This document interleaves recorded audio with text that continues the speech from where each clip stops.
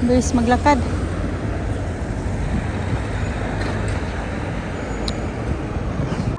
What you say? Nana's gone. Nana is gone. Sleeping now. Nana went to bed.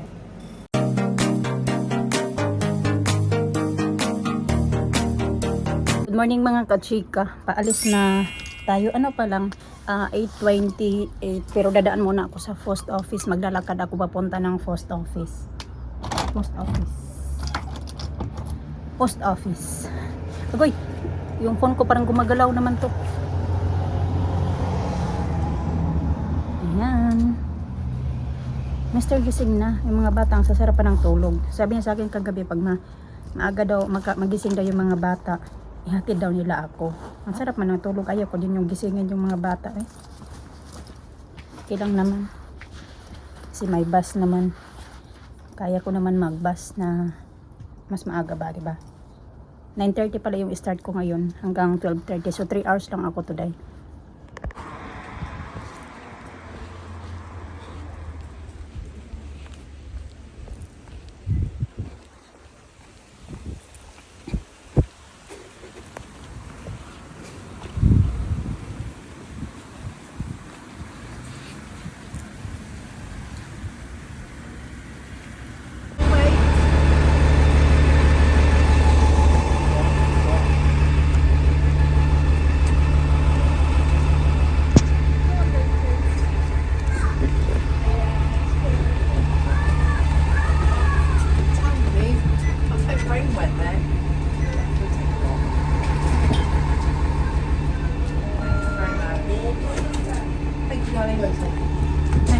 Town.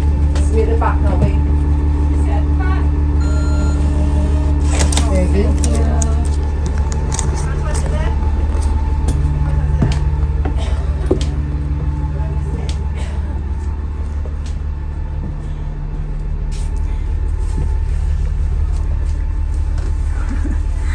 Dito tayo sa paborito kong spot ng bus na sakayan. Naupuan ba?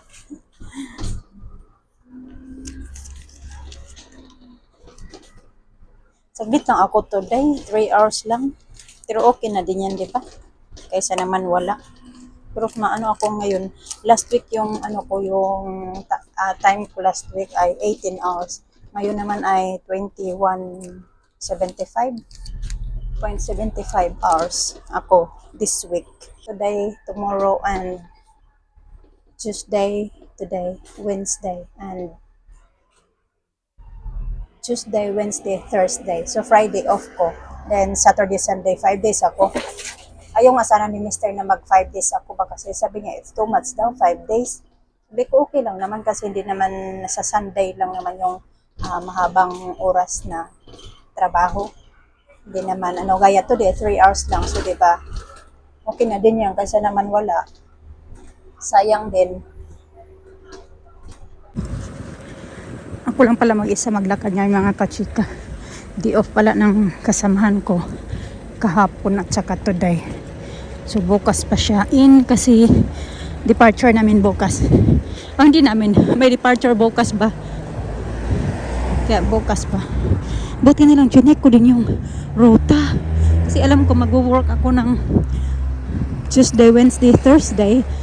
Akala ko mag-start ako ng 9:30 din. Hindi pala. Start pala ako bukas ng 8:30 hanggang 1:30. So 5 hours ako bukas pala. Kasi minsan nasasanay ako ba na yung oras ko ay 9:30. Lalo na pag weekdays.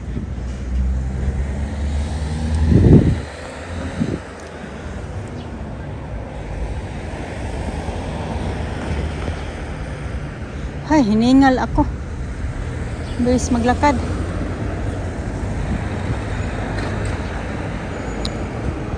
Three hours later. Gonna eat this. Hello. Hi, Teacher Grania. Basta inyo mga tisa. Bumper inyo mga. Uy, ang so much bumpy in that road. Moving a lot. Rubbish. Don't drag your seahorse. Oh, snow! Wait, don't touch it. Lisa. Hey, you got boots there too. Yeah, just leave it there. It's alive. What?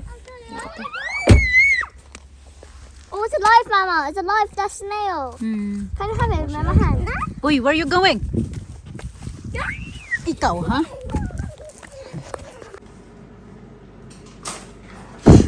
What? Ay, non-stop going. Ito yung gawa na naman siya. Hindi pa pala yung mga bata nakakain ng fruits. Grapes? Grapes. Yeah, yeah. Elisa. I don't know how she did with them.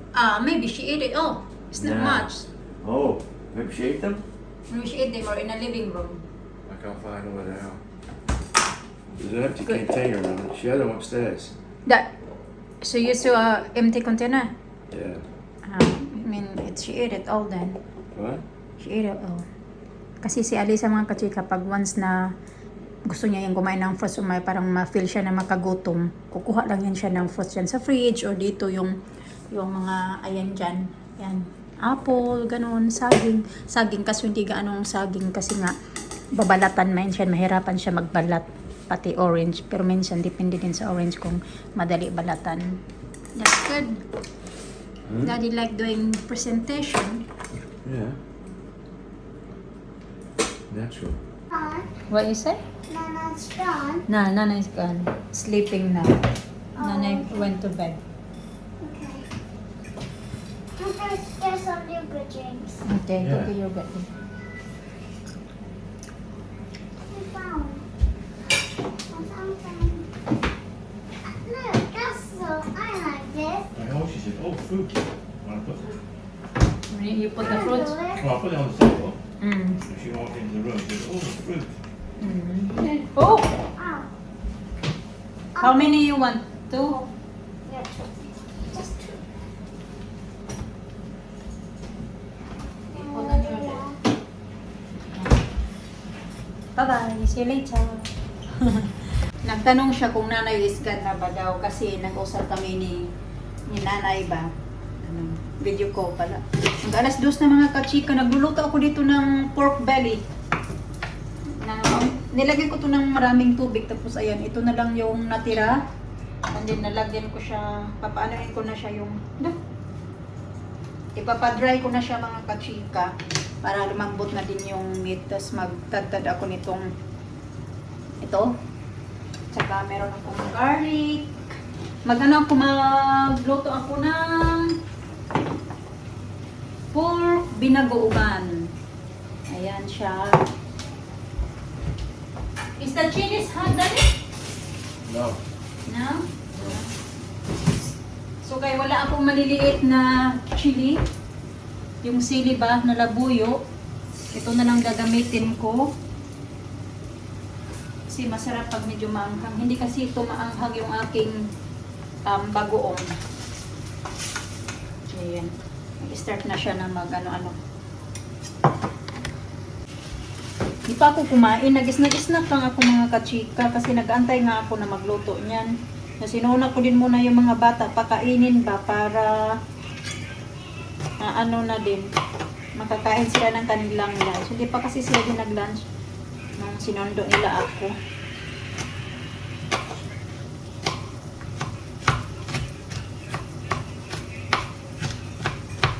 Parang ang dami yata ng loya ko. Pero okay na ito.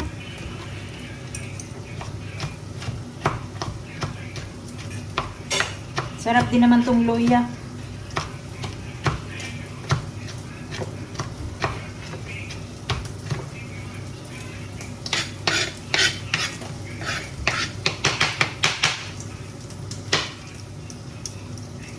Uy, parang hindi na makahiwa yung ano. Hindi na makahiwa ng sili. Kahit sili lang. Sobrang ano na. Ano bang tawag ng ano? Yung hindi na matulis. Matulis pa. Ganyan.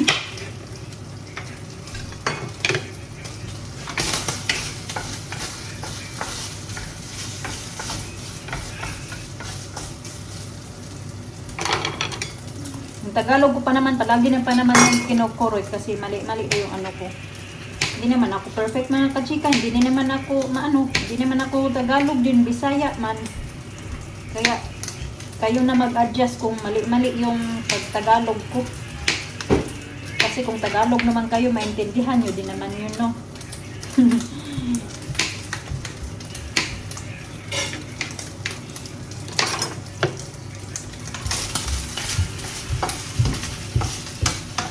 Coconut milk. Ito yung gagamitin ko.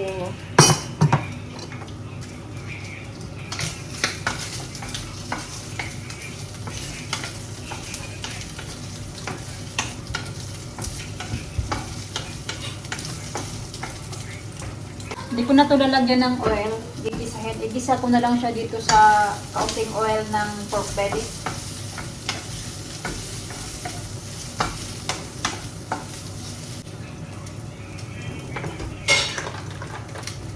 Ilagay ko din yung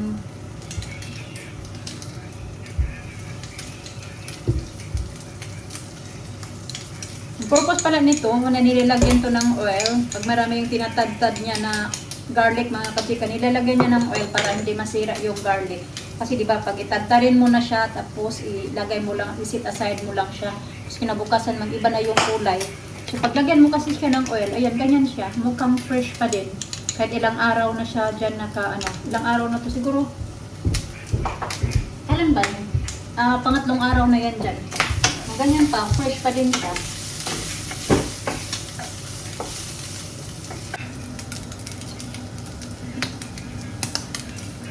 Ito na lang yung gagamitin ko.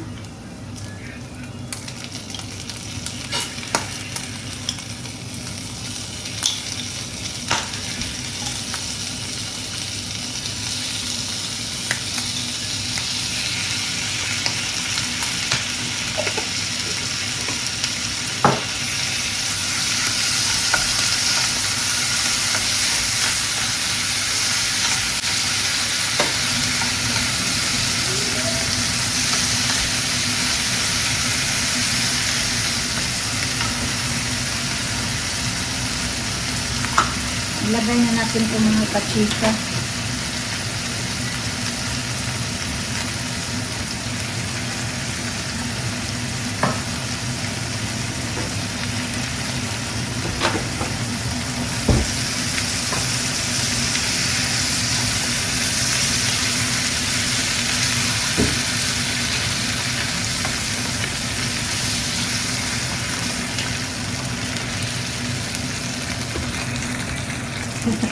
Pinalakasan ko yung pan dito kay exhaust fan kay naamoy yan dito. Dito pa naman kumakain. Hindi pa yata naamoy kasi hindi pa naman nagreklamo. Pero alam niya na yun na magluluto ako nito. Sabi, tutulungan niya, pasanan niya ako na ilagay daw sa i-roast daw yung pork ba para daw maluto. Maano talaga siya, yung lalambot. Sabi ko, okay na yun kasi may ngipin naman ako. Tibay naman yung ngipin ko.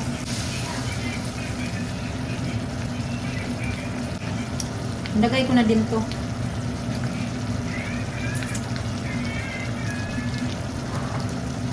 Dagdagan ko pa nito mga kachika. I think ubusin ko na lang ito lahat. Bibili na lang ulit ako pag makapunta ako ng town.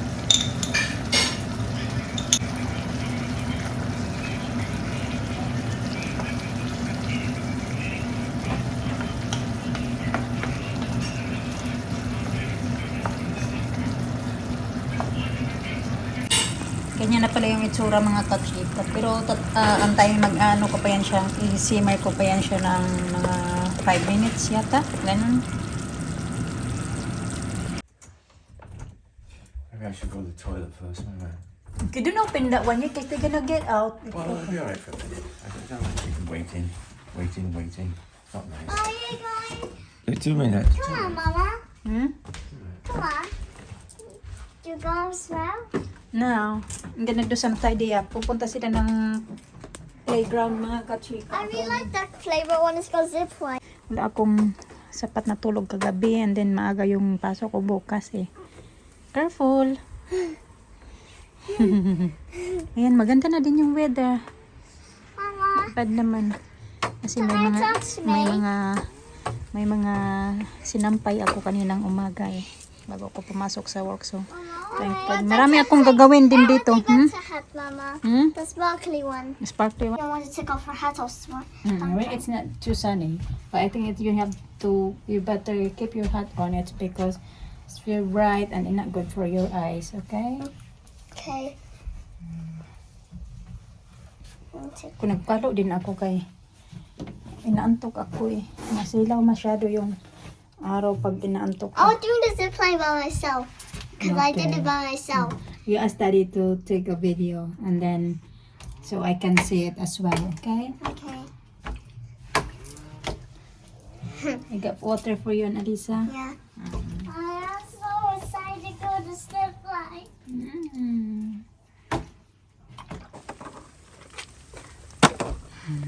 You did it earlier. Yeah. Did it?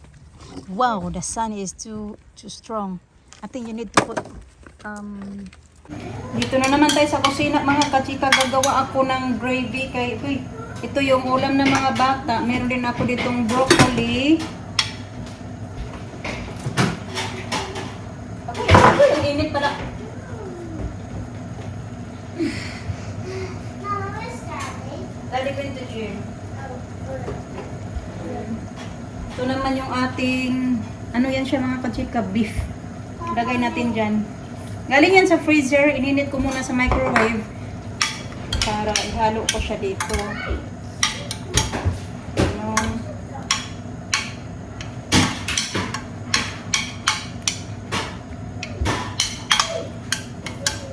Ito na din yung ulamin ko. Si Mr. naman ay gagawa naman siya yung prawns ba na niloto niya mga kachika. Ilagyan ng pasta. Ayan. Ha? Because I switched it, of course, you was in the...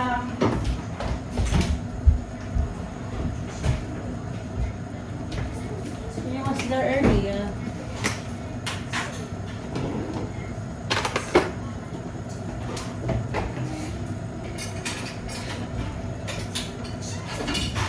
Wala kaming cornstarch, kaya ginagawa kong pampalapot ay plain flour na lang. Kaunti lang mga kachika. Lagay natin dito.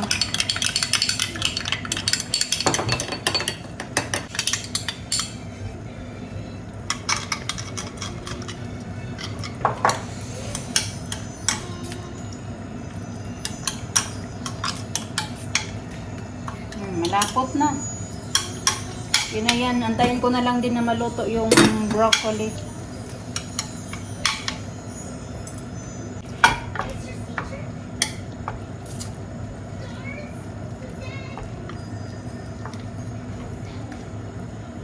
Where are you going, Elisa?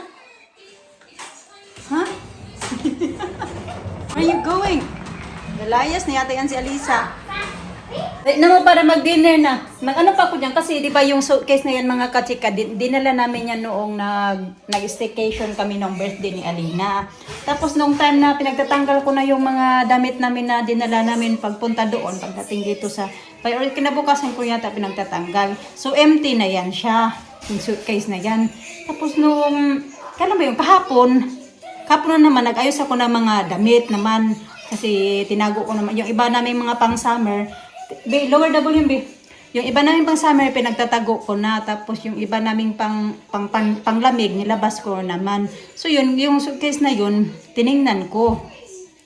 Laki, doon ko nakita mga kachika, may nandoon yung tatlong knickers ng daddy nila at saka tatlong t-shirt. Doon yan nilagay. Sabi, kaya parang nagtatako na kung bakit kakaunti na lang yung mga yung knickers ni Mr. mga kachika ba? Sabi ko minsan na run out na siya. Kailangan ko pang magtingin doon kung saan yung mga nakahanger ko. Kung may tuyo na ha. Ano, yun na having bread now. I got the dinner now. Kailangan ko pang magtingin doon sa mga nakahanger ko kung natuyo na. Sus, yun pala. Kaya nakalagay na pala doon. Sabi ko na, bakit kaya kung kakaunti na lang yung mga ni Mr. Pati yung damit niya. Tatlong damit, tatlong knickers. Yun pala, pinaglalagay doon ni Alisa. Nakita ko kahapon. Pininto ko kay Mr. Natawa lang. Alisa, dahil na ni Sabi, use your spoon, babe, please. Yun na pala yung dinner nila. Ganyan lang naman. Kasi pag magbibigay kami sa kanila ng rice, ayaw ni Mr. na sobrang... Did you brush your hair? Ayaw ni Mr. na sobrang dami yung rice mga kachika. Mas gusto niya na marami yung meat or vegetables kaysa sa rice. Dali na, dali! Si Alisa na, busy na si Alisa pagdigpit. Nagdigpit-ligpit na naman yan siya doon. Ewan ko kung saan na naman yan siya pupunta. Dali na, ako magligpit muna ako dito. Si Mr. pala nandoon sa gym, nagpunta ng gym. Matagal-tagal din sila, wala bago nakauwi dito. Mga more than 3 hours din sila mga kachika doon sa park. Dito naman. Okay, I found it.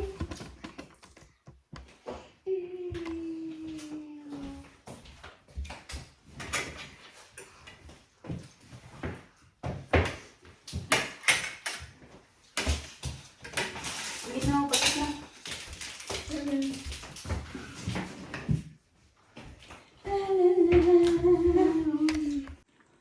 Kinukuha na lang ni Aliza yung sabaw. Sige, eat na.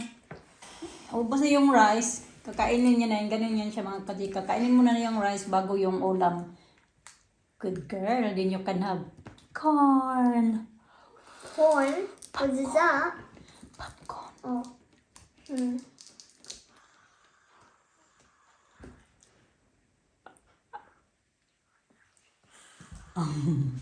Are you ready to go? Yeah? You got your suitcase? Yeah?